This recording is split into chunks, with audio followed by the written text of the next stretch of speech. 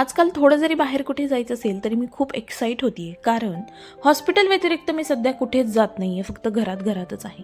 त्यामुळे खूप छान एक्साईट होऊन असं रेडी झाली आणि बाहेर पडलो.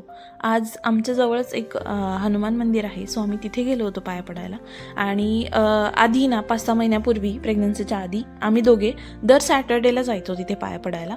पण 5-6 महिने झालं मी कुठे बाहेर पडले नाही आहे, ते एकटेच जायचे दर सॅटर्डेला. सो मी हे आज त्यांच्यासोबत गेले आणि तिथं 10-15 मिनटं बसलो होतो.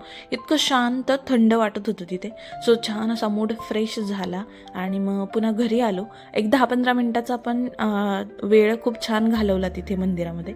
आणि त्यानंतर दुपारी घरी आल्यानंतर पुन्हा संध्याकाळी फ्रेश झालो, चहा वगैरे घेतला आणि पुन्हा रेडी होऊन भाजी आणण्यासाठी म्हणून बाहेर पडले.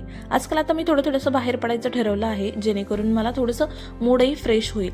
त्यानंतर खूप दिवसापासून ना मला वडापावची क्रेविंग होत होती. सो खूप दिवसांनी आज बाहेरचा वडापाव खाल्ला आणि खूप छान एन्जॉय केलं, कारण खूप दिवसांनी असं फेवरेट काहीतरी क्रेविंगवालं काहीतरी खाल्लं.